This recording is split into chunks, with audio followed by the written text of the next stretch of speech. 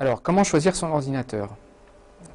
Déjà, dans un premier temps, quelques termes utilisés qui pourront vous aider à mieux choisir votre ordinateur. Le processeur, donc exprimé en gigahertz, c'est la capacité à réfléchir de l'ordinateur, son cerveau. Il y a la mémoire vive qui est exprimée en mégaoctets ou en gigaoctets, donc la taille de cette mémoire dépend des ordinateurs disponibles sur le marché. C'est la mémoire qui est utilisée pour les logiciels qui sont actuellement en cours de fonctionnement sur l'ordinateur. Le disque dur, c'est l'archivage, on va dire. Tous les fichiers que vous utilisez, vous pouvez les archiver sur le disque dur, exprimés en gigaoctets, voire en téraoctets.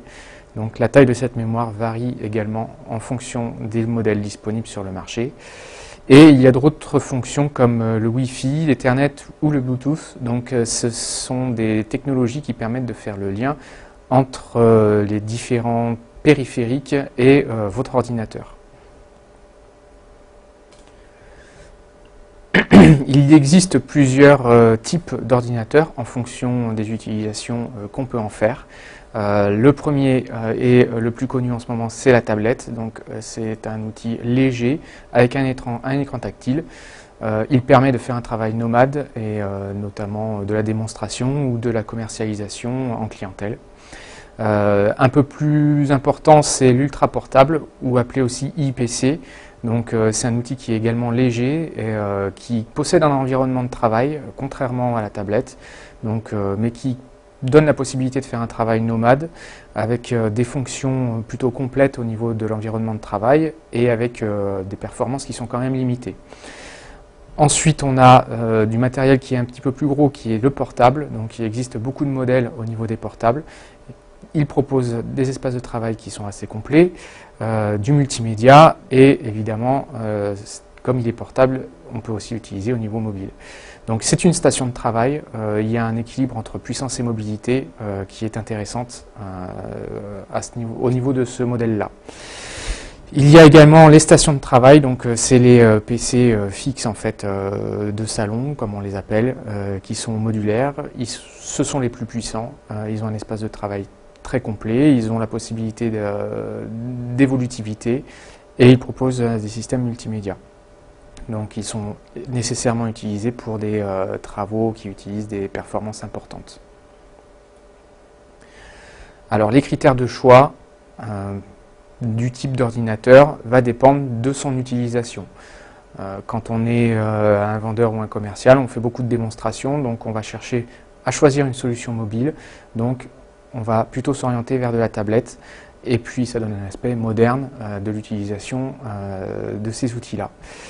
Quand on a besoin de faire un travail mobile ou à l'extérieur, comme du télétravail par exemple, la solution ultra portable ou portable sera à privilégier, notamment parce qu'il y a des outils et un environnement de travail qui permettent de faire plus de choses que sur une simple tablette. Pour une utilisation ponctuelle, de la navigation sur Internet ou des actions peu complexes, il faudra se focaliser avant tout sur le prix de l'outil.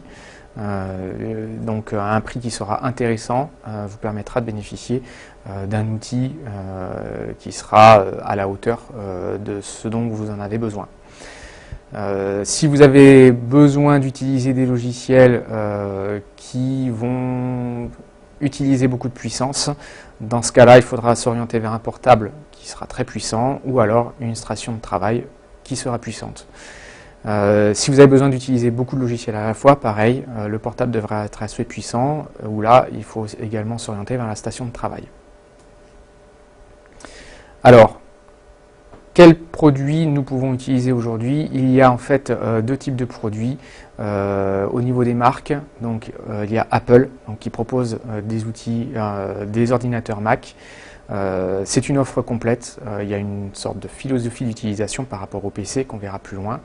Il y a une communauté qui est dédiée à l'utilisation Mac et il faut savoir que c'est un investissement sur le long terme. C'est un petit peu plus cher qu'un PC, donc la gamme est moyenne à haute gamme et c'est un système d'exploitation qui est spécifique, qui s'appelle macOS. Toutes les autres marques sont des PC. L'avantage, c'est qu'on a la possibilité de créer un PC multimarque, donc multipliant les différentes marques de périphériques notamment. Ils sont modulaires, donc on peut utiliser plusieurs options sur un PC, et on a toutes les gammes de prix, du bas de gamme jusqu'au haut de gamme. Et le système d'exploitation général, c'est Microsoft Windows. Donc les points à prendre en compte pour l'achat d'un PC, il y aura le budget par rapport à la qualité proposée, le service après-vente qui est important, et le lieu d'achat qui joue aussi son rôle important. Justement, pour revenir sur le service après-vente, une étude de 2009 montre la performance, on va dire, des